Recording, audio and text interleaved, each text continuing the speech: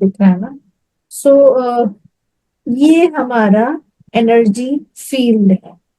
Energy field मतलब ये जो येलो कलर का जो आपको एक दिख रहा है, ये ऑरा है।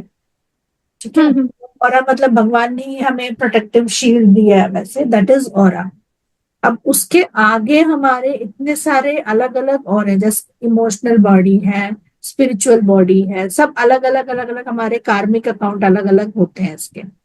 तो वैसे हमारे अलग अलग अलग अलग बॉडीज होती हैं जिससे आप ज्यादा फील करने लग जाते हो। जैसे आपने बोला कहीं कहीं जाते हैं तो उसमें हमें प्रोटेक्शन की जरूरत है।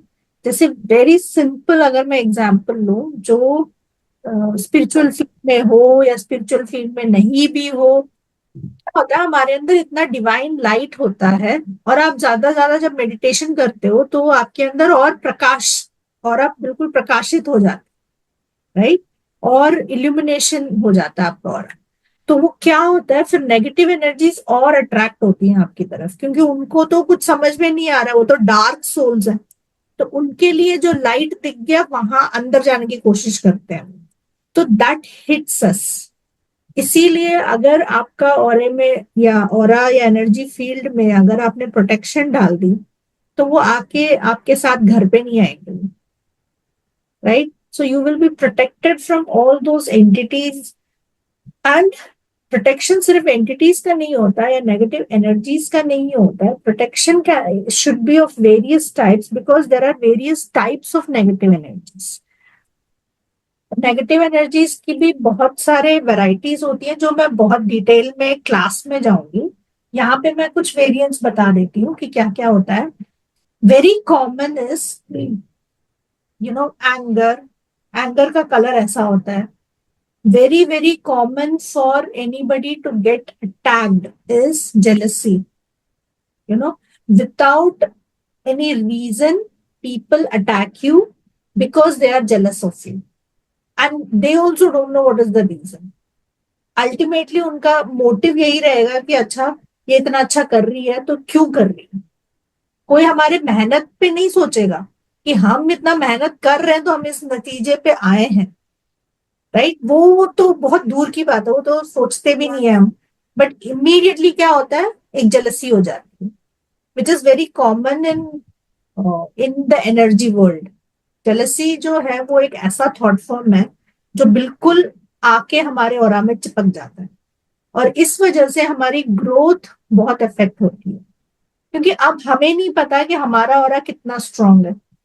अगर वो बहुत स्ट्रांग होगा तो वो जो जेलसी अगर कोई कर भी रहा है या कोई ब्लैक मैजिक कर भी रहा है तो इतना इफेक्ट नहीं होगा जितना होना चाहिए, क्योंकि आपका तो ऑरा स्ट्रांग है। आप उनकी नेगेटिविटी तो ज्यादा अंदर जाएगी नहीं। अगर आपने शील्डिंग भी की हो तो फिर तो बिल्कुल भी नहीं जाएगी, है ना? बट अगर वही आपकी एनर्जी में ही, it's very immune to get affected. Immunity होती है एनर्जी की भी। जैसे हमारी फिजिकल बॉडी की इम्यूनिटी होती है, वैसे ही हमारी एनर्जी बॉडी की भी इम्यूनिटी होती है। तो उसकी इम्यूनिटी कितनी है हमें नहीं पता, करेक्ट? सो अगर कितने लोगों ने आपको, इसको बोलते हैं साइकिक अटैक, नाम सुना होगा आपने। Psychic attack, like psychically you are attacking somebody, हाँ। है ना? सो एक सोच में अटैक करते हैं, that is known as psychic attack. कि कुछ सोच रहे हैं अंदर, दे आर अटैकिंग, बिकॉज क्या होता है, वर्ड्स ऐसे हम वर्ड्स ऐसे सोचते हैं हम जो दूसरों को अटैक करता है, which is not a positive word. जितना नेगेटिव वर्ड बोलते रहोगे उतना एक तो अपने आप को भी अटैक तो कर ही रहे हो, बट दूसरों को भी अटैक कर रहे हो। तो it is two way of attacking. खुद तो बीमार हो ही रहे हैं, क्योंकि because of negative thoughts you are creating negative hormones, वो तो समझ में तो आएगा नहीं। And you are attacking other, and you are creating bad karma for your self, right? So इसमें there are many kind of negative thoughts, जिसमें मैं पूरे क्लास में समझाऊंगी कैसे कैसे थॉट्स होते हैं। सो जब क्लास कैसे चलने वाली है वो मैं बता देती हूँ।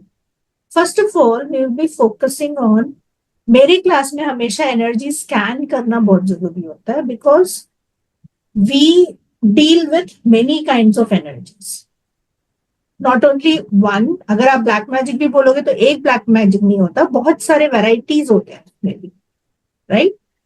नेगेटिव एनर्जीज बोलते हो तो सिर्फ एक नेगेटिव मीटिंग नहीं होती, बहुत सारे नेगेटिव एनर्जीज होते हैं. सो वो सब कितना, फर्स्ट ऑफ ऑल आपकी इम्यूनिटी कितनी है और की, उस पे हम काम करेंगे. क्योंकि जब आप ही इम्यून हो जाओगे फिर ही आप शील्ड करोगे.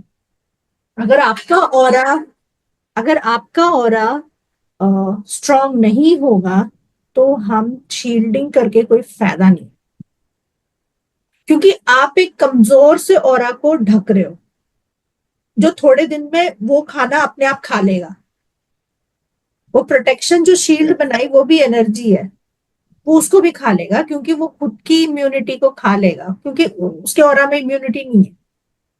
तो पहले तो हम काम करेंगे ऑरा चक्रा पे कि उसको कैसे हम हेल्दी रखें. ठीक है. जब हम अपने अंदर की इम्यूनिटी बढ़ाएंगे तो दूसरा चाहे कैसे भी अटैक करे वो ज्यादा फर्क नहीं पड़ना चाहिए, right.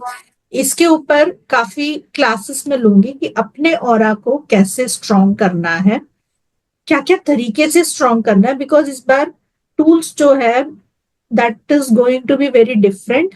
I am going to use some shamanic tools also. Animal spirits को भी बुला के I will be asking for contribution.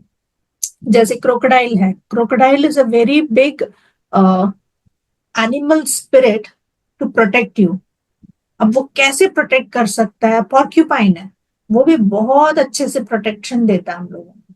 So this class is going to be very different from the earlier class, because एक बार मैंने पहले भी पढ़ाया था and that was like a gist of protection and shielding. Okay, we will include those techniques also. Along with that, we will be including many other advanced techniques here.